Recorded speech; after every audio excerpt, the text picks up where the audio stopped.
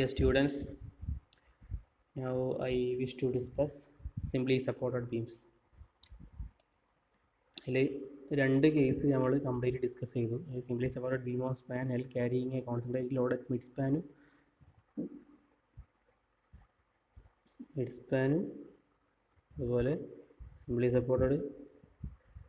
Simply supported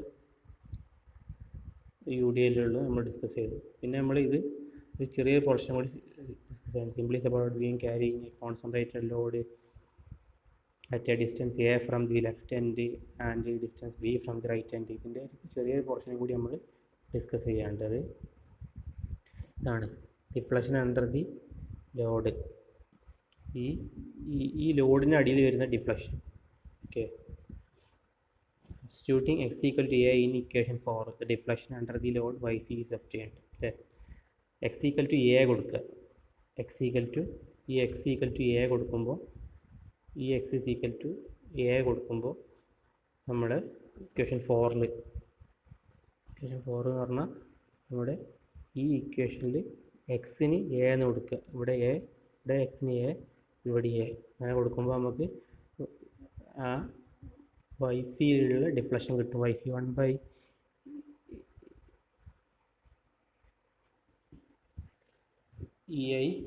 അങ്ങനെ വരുമ്പോൾ equation 4 അത് കൊടുക്കുമ്പോൾ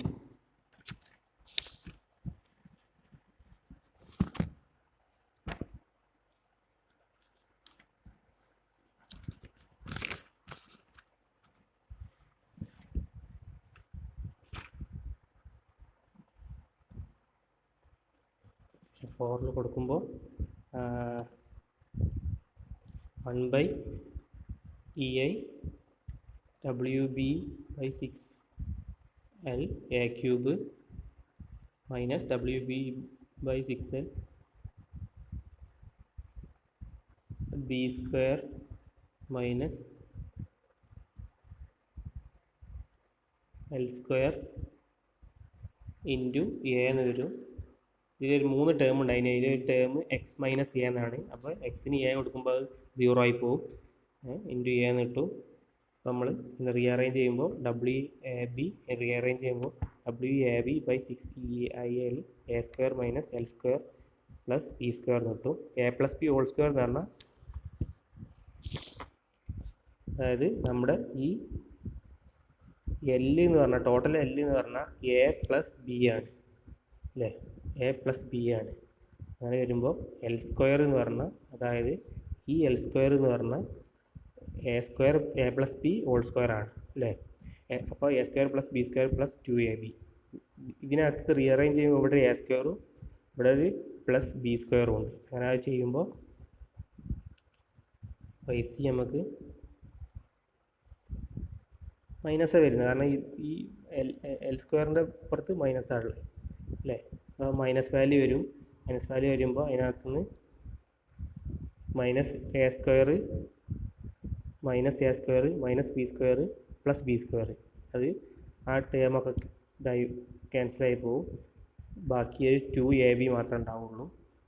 2abന്ന് ഈ 2ഉം ഈ 6ഉം ക്യാൻസലാകുമ്പോൾ 3 വരും. അപ്പോൾ ആൻസർ -WA²B²/3EIL എന്ന് വരും. ഇതാണ് deflection under the load YC. 3A²B²/3EIL അതാണ് ആൻസർ. ഈ മൈനസ് ഇവിടെയുള്ള ഈ മൈനസ് എങ്ങനെ പോയിന്ന് ഇവിടെ ഇല്ലാത്തത് എന്താണെന്ന് വെച്ചാൽ മുമ്പ് പറഞ്ഞ പോലെ ഇവിടെ ഡൗൺവേർഡ് എന്നുള്ള എഴുതിക്കൊണ്ടാണ് അങ്ങനെ അത് പോയത്. അപ്പോൾ ഇത്രയും വരുന്ന പോർഷൻ ഇന്നത്തെ ഡെറിവേഷനിൽ എഴുതി ചേർക്കുക. ഇനി നമ്മൾ നാലാമത്തെ മൊഡ്യൂള് തുടങ്ങുകയാണ്. നാലാമത്തെ മൊഡ്യൂളിൽ അനാലിസിസ് ഓഫ് കണ്ടിന്യൂസ് ബീംസ് ആണ്. കണ്ടിന്യൂസ് ബീംസ് പറഞ്ഞാൽ 2-3 സപ്പോർട്ടൊക്കെ ഉള്ള ബീംസ്. കണ്ടിന്യൂസ് ബീംസ് പറഞ്ഞാൽ ഇങ്ങനെ പോകുന്നു, ഇങ്ങനെ കുറേ സപ്പോർട്ടും അതിന് മുകളിൽ കണ്ടിന്യൂസ് ബീം കണ്ടിന്യൂസ് ആയി പോകും. അനാലിസിസ് ഓഫ് കണ്ടിന്യൂസ് ബീംസ് ആണ് നമ്മൾ പറയുന്നത്. A continuous beam is one which supported on more than 2 supports. 2 സപ്പോർട്ടിനെക്കാട്ടിലും കൂടുതലുണ്ടാവും. മിനിമം 3 അല്ലേ. 2 സപ്പോർട്ടിനെക്കാൾ കൂടുതലാണ് കണ്ടിന്യൂസ് ബീം. അടുത്ത point, a continuous beam which is statically indeterminate can be analysed by various method. Statically indeterminate ആയ ഒരു അങ്ങനെ പഠിച്ച് വെക്കുക. നമ്മൾ മുമ്പ് ടോസ് 1 പഠിച്ചിട്ടുണ്ടാവും. സ്റ്റാറ്റിക്കലി ഇൻഡിറ്റർമിനേറ്റും സ്റ്റാറ്റിക്കലി ഇൻഡിറ്റർമിനേറ്റും can be analysed by various method വെച്ച് അനലൈസ് ചെയ്യേണ്ടത്. Here we are using Clapeyron's theorem of 3 moments, അല്ലെങ്കിൽ തിയറം ഓഫ് 3 മൊമെൻറ്റ്സ് എന്ന് പറഞ്ഞൊരു ഇക്വേഷനാണ് നമ്മളിവിടെ യൂസ് ചെയ്യുന്നത്. Clapeyron's theorem of 3 moments for EI constant and no settlement അല്ലേ, അതാണ് ഇവിടുത്തെ കേസ്. EI കോൺസ്റ്റൻറ്റും നോ സെറ്റിൽമെൻറ്റും. Clapeyron's theorem of 3 moments for EI constant പല കേസും വരുന്നുണ്ട്. ഇവിടെ നിങ്ങൾക്ക് വരുന്ന EI കോൺസ്റ്റൻറ്റും നോ സെറ്റിൽമെൻറ്റ്. സെറ്റിൽമെൻറ്റ് പറഞ്ഞപ്പോൾ ഒരു സപ്പോർട്ടാണെങ്കിൽ അതിനകത്ത് ലോഡ് വരുമ്പോൾ അത് ഇത്തിരി ഇരിക്കും എന്ന് പറഞ്ഞാൽ മണ്ണിലേക്ക് താഴ്ന്നു പോകും. അതാണ് സെറ്റിൽമെൻറ്റ്. അതായത് നമ്മളെ ഇക്വേഷൻ EI കോൺസ്റ്റൻ്റ് ആണ്, Δ1 Δ2, അതായത് സെറ്റിൽമെൻറ്റ് 0 ആണ്. അപ്പോൾ ആ ഇക്വേഷനാണ് ഈ വരുന്ന ഇക്വേഷൻ. ഈ ഒരു ഇക്വേഷൻ മാത്രമാണ് ഈ 4ാമത്തെ മൊഡ്യൂളിൽ വരുന്നത്. ഈ ഒരു ഇക്വേഷൻ പഠിച്ച് 2 കേസ് സോൾവ് ചെയ്യാൻ പഠിച്ചാൽ പിന്നെ 2 കേസിൻ്റെ ഡെറിവേഷൻ, പിന്നെ ആ ഡെറിവേഷൻ വെച്ചിട്ടുള്ള നമ്മൾ കാൻഡിലിവറിൻ്റെ സിംപ്ലി സപ്പോർട്ടിൻ്റെ കഴിഞ്ഞ മൊഡ്യൂളിൽ ചെയ്ത പോലുള്ള പ്രോബ്ലംസും ചെയ്ത് കഴിഞ്ഞാൽ ഈ മൊഡ്യൂളിൽ 25 മാർക്ക് സ്കോർ ചെയ്യുക. വളരെ ചെറിയ 2 ഡെറിവേഷനാണ്. പിന്നെ ഈ ഇക്വേഷനിൽ വാല്യൂസ് പുട്ട് ചെയ്യുകയും ചെയ്യുക. അതിനകത്ത് ഞാൻ ഈ പ്രസൻറ്റേഷനിൽ ഇല്ലാത്ത കാര്യങ്ങളാണ് പറയാൻ പോകുന്നത്. അത് നിങ്ങൾ ഈ വോയിസ് കേട്ടിട്ട് എഴുതിയെടുക്കണം. അതിൽ A1 എന്ന് പറഞ്ഞു കഴിഞ്ഞാൽ ഇക്വേഷൻ കണ്ടല്ലോ, EI കോൺസ്റ്റൻ്റ് ആണ്. EI എല്ലായിടത്തും കോൺസ്റ്റൻ്റ് ആണ്, ഡിഫറൻസ് ഇല്ല. Δ1 Δ2 പറഞ്ഞ സെറ്റിൽമെൻ്റ് ആണ്, അത് 0 ആണ്. സെറ്റിൽമെൻറ്റ് നടക്കുന്നില്ല. സെറ്റിൽമെൻറ്റ് പറഞ്ഞാൽ ഇപ്പോൾ ഒരു കോളാണെങ്കിൽ അതിന് ഇത്തിരി മണ്ണിലേക്ക് ഇരിക്കുന്നത്, അത് നടക്കുന്നില്ല. പിന്നെ നമ്മളെ ഇക്വേഷൻ എന്ന് പറഞ്ഞാൽ ഇതാണ്, MA L1 + 2 MB L1 + L2 + MC L2 + 6A1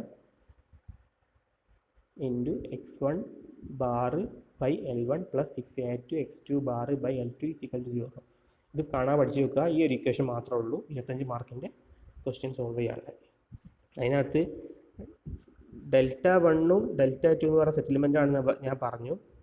പിന്നെ A1 എന്ന് പറഞ്ഞാൽ area of simply supported bending moment diagram, അതായത് ഫസ്റ്റ് വരുന്ന പോർഷൻസിൻ്റെ ഏരിയയാണ് A1 എന്ന് പറഞ്ഞാൽ. എക്സ് ബാർ എന്ന് പറഞ്ഞാൽ distance of centroid from A2 from C, അതായത് ഡിസ്റ്റൻസ് ഓഫ് സെൻട്രോയിഡിലേക്കുള്ള ഇതാണ് എക്സ് ബാറും X2 ബാറും. EI എന്ന് പറഞ്ഞാൽ ഫ്ലക്ചറൽ റിജിഡിറ്റിയാണ്. ഫ്ലക്ചറൽ റിജിഡിറ്റിയാണ് EI, അത് കോൺസ്റ്റൻ്റ് ആണ്. പിന്നെ ഞാൻ പറഞ്ഞ പോലെ Δ1 Δ2 ഇത് സെറ്റിൽമെൻ്റ് ആണ് ഇരിക്കുന്ന സംഭവം.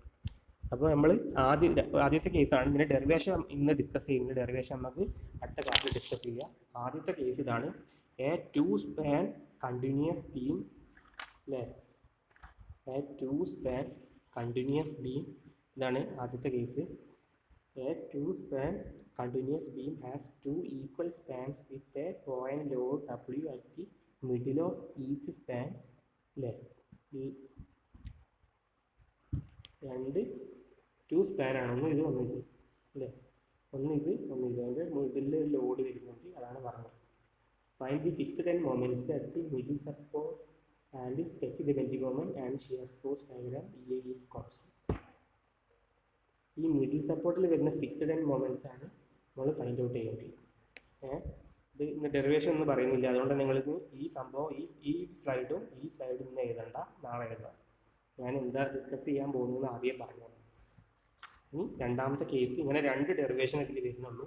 ഡെറിവേഷനും പിന്നെ ആ ലോഡിൻ്റെ ഭാഗത്ത് പ്രോബ്ലം ചെയ്യുമ്പോൾ ഇവിടെ ഇത് വരും, ലോഡും ഇത് വരും. അത് വെച്ച് സോൾവ് ചെയ്യാനുള്ള ഇതാണ് ഇന്ന് പഠിക്കുന്നത്.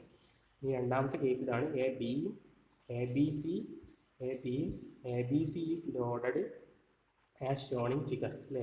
UDL കണ്ടിന്യൂസ് ആണ്. കണ്ടിന്യൂസ് പറഞ്ഞാൽ 3 സപ്പോർട്ട് ഉണ്ട്, അത് UDL ഇതിന് മുകളിൽ വന്നേക്കാം. Plot the bending moment and shear force diagram and determine the value of maximum positive and maximum negative bending moment and locate the points of contraflexure. ആണ് കാണുന്നത്. Bending moment shear force diagram വെച്ചിട്ട് point of contraflexure ആണ് സംഭവം. ഇങ്ങനെ 2 കേസാണുള്ളത്.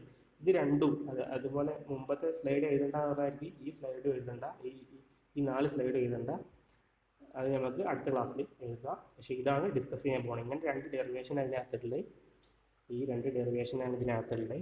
പിന്നെ ഇപ്പം ഈ derivation തന്നെ ഇപ്പോൾ ഇവിടെ ഒരു W പെർ യൂണിറ്റ്, അതിന് ഒരു ലോഡ് വന്നിട്ട് ഉള്ള പ്രോബ്ലം അത് മാത്രമേ ഉള്ളൂ. 25 മാർക്ക് സിമ്പിളായിട്ട് സ്കോർ ചെയ്യാൻ പറ്റും. അതാണ് 4ാമത്തെ മൊഡ്യൂൾ. പിന്നെ ഞാൻ മുമ്പ് പറഞ്ഞ പോലെ 3ാമത്തെ മൊഡ്യൂൾ പകുതി ആയിട്ടുള്ളൂ. ഈ 4ാമത്തെ മൊഡ്യൂൾ 2-3 ക്ലാസ് കൊണ്ട് കംപ്ലീറ്റ് ആവും. അത് കഴിഞ്ഞിട്ട് 3ാമത്തെ മൊഡ്യൂളിൻ്റെ പകുതി എടുക്കുക, പിന്നെ നമുക്ക് റിവിഷൻ ചെയ്യാം. ഓക്കെ, അപ്പോൾ ഇനി ഇതിനകത്ത് കുറച്ച് ഇത് വരുന്നുണ്ട്, ടൈംസ് മീൻസ് തിയറി ടൈംസ്, നമുക്ക് ക്യാരി ഓവർ ഫാക്ടർ, സ്റ്റിഫ്നെസ് എന്നൊക്കെ പറഞ്ഞിട്ടുള്ള. അപ്പോൾ നമുക്ക് അത് ഒന്ന് ഡിസ്കസ് ചെയ്യാം. ക്യാരി ഓവർ ഫാക്ടർ എന്ന് പറഞ്ഞാൽ it is the ratio of induced moment to applied moment. ഒരു മൊമെൻറ്റ് ആ സ്ട്രക്ചർ ഇൻഡ്യൂസ് ചെയ്തിട്ടുണ്ടാവും, അതിൻ്റെ റേഷ്യോ ആണ് ടു ദി അപ്ലൈഡ് മൊമെൻറ്റ്, അതിലേക്ക് അപ്ലൈ ചെയ്ത മൊമെൻറ്റ് ആയിട്ടുള്ള റേഷ്യോ. അങ്ങനെ തന്നെ പഠിച്ചു വെക്കുന്നത് 1 മാർക്കിനും 2 മാർക്കിനൊക്കെ ചോദിക്കുന്ന ഭാഗത്തുള്ള ക്വസ്റ്റ്യൻ ആണ്. പിന്നെ the ratio of moment produce at a joint to the, അല്ലെങ്കിൽ അതിൻ്റെ വേറൊരു ഡെഫിനിഷനാണ് the ratio of moment produce at a joint to the moment applied at the other joint without displacing. അല്ലേ, ഒരു join to the moment applied at the other joint without displacing. ഒരു ജോയിൻറ്റിലുള്ള moment അതിൻ്റെ അങ്ങനത്തെ അറ്റത്തുള്ള ഒരു വേറെ ജോയിൻറ്റിലുള്ള മൊമെൻറ്റ് തമ്മിലുള്ള ratio ആണ്. പക്ഷേ നമ്മൾ ഫോഴ്സസുകൾ ഡിസ്പ്ലേസ് ചെയ്യാൻ പാടില്ല. അതാണ് ക്യാരി ഓവർ ഫാക്ടർ. ഏതെങ്കിലും ഒന്ന് എഴുതിയെടുക്കുക, 1 മാർക്കിനൊക്കെ ചോദിക്കുന്ന ഇതാണ് ഈ സ്റ്റിഫ്നെസ്. സ്റ്റിഫ്നെസ് എന്ന് പറഞ്ഞാൽ പേര് ആ വേർഡ് മീനിങ് പോലെ it is the extend to which an object resist deformation in response to an applied force. ഒരു ഫോഴ്സ് അപ്ലൈ ചെയ്യുകയാണ് ഒരു ഒബ്ജക്റ്റിൽ, അത് റെസിസ്റ്റ് ചെയ്യും. ഈ ഫോഴ്സിനെ ഡീഫോർമേഷൻ ചെയ്യുന്നതിന് മുമ്പ് വരെ അത് റെസിസ്റ്റ് ചെയ്യും. അതാണ് സ്റ്റിഫ്നെസ്. എത്ര വരെ എക്സ്റ്റെൻഡ് വരെ അതിന് റെസിസ്റ്റ് ചെയ്യാൻ പറ്റും, റീഫോർമേഷൻ ചെയ്യുന്നതിന് മുമ്പ് വരെ അത് റെസിസ്റ്റ് ചെയ്യുമല്ലോ, ആ ഒരു എക്സ്റ്റെൻഡ് ആണ് സ്റ്റിഫ്നെസ് എന്ന് പറയുന്നത്. ഇനി ഡിസ്ട്രിബ്യൂഷൻ ഫാക്ടർ ഇതുകൊണ്ട് കഴിഞ്ഞ് കഴിഞ്ഞാൽ നിങ്ങൾക്ക്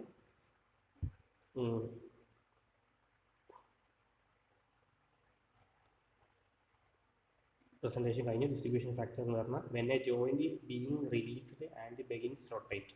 ഒരു ജോയിൻറ്റ് റിലീസ് ചെയ്തു, അത് ഇതൊരു ജോയിൻ്റാണെന്ന് വെച്ചോളി, 3 ഫോഴ്സുകൾ വരുന്ന ഒരു ജോയിൻ്റാണിത്. അത് ബെഗിൻസ് ടു റൊട്ടേറ്റ് ചെയ്യാൻ തുടങ്ങി അണ്ടർ ദി അൺബാലൻസ്ഡ് മൊമെൻറ്റ്, അല്ല അണ്ടർ ദി ബാലൻസ്ഡ് മൊമെൻറ്റ്.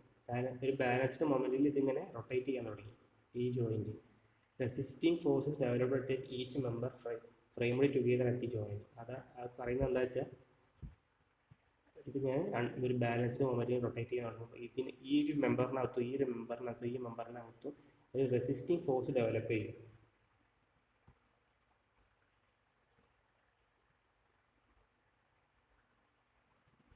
ഒരു ജോയിൻറ്റിൽ റെസിസ്റ്റിംഗ് മൊമെൻറ്റ് കൊടുക്കുമ്പോൾ എവറി ആക്ഷന് ഒരു സീക്വൽ ഓപ്പോസിറ്റ് ആക്ഷൻ പറഞ്ഞാൽ റെസിസ്റ്റിംഗ് മൊമെൻറ്റ് ഡെവലപ്പ് ചെയ്യുക എന്നാണ് പറഞ്ഞത്.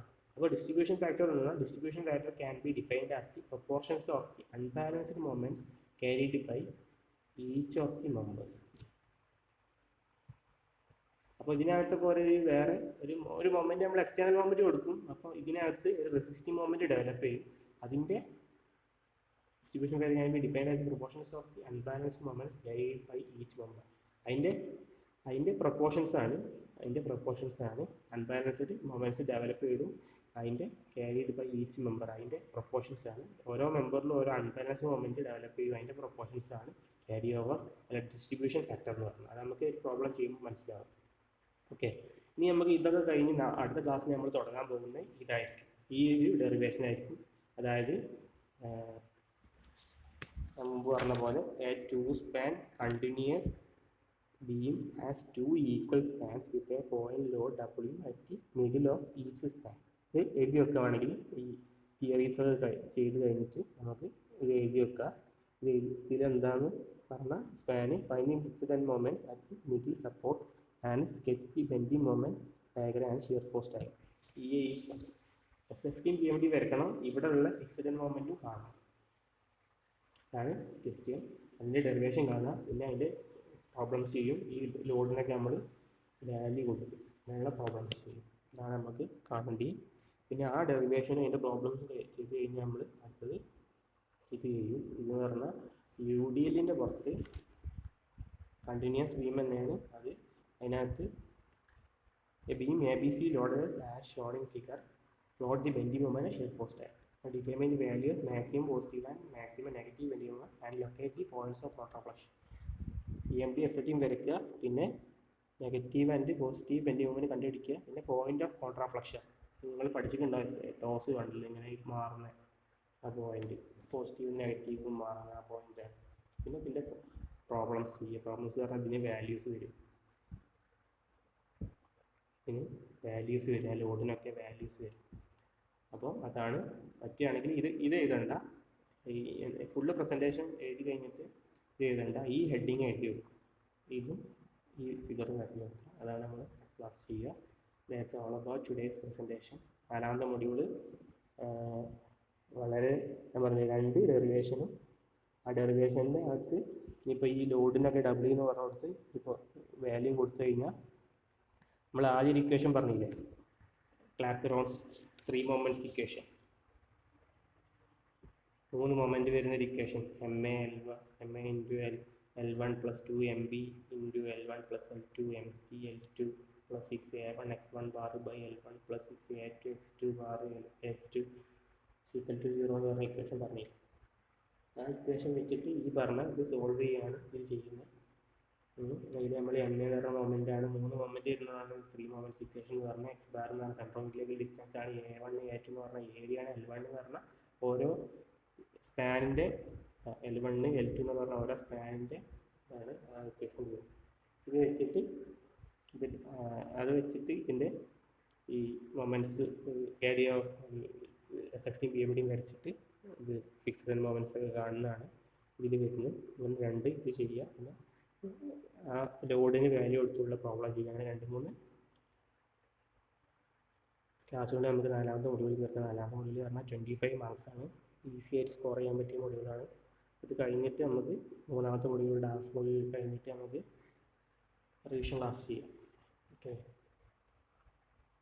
അപ്പോൾ നമുക്ക് അടുത്ത ക്ലാസ്സിൽ ഇത് ഡിസ്കസ് ചെയ്യാം. ഈ ഒരു ഇവിടെ നിന്നായിരിക്കും തുടങ്ങുന്നത്.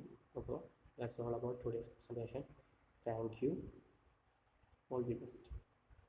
And stay safe, DS.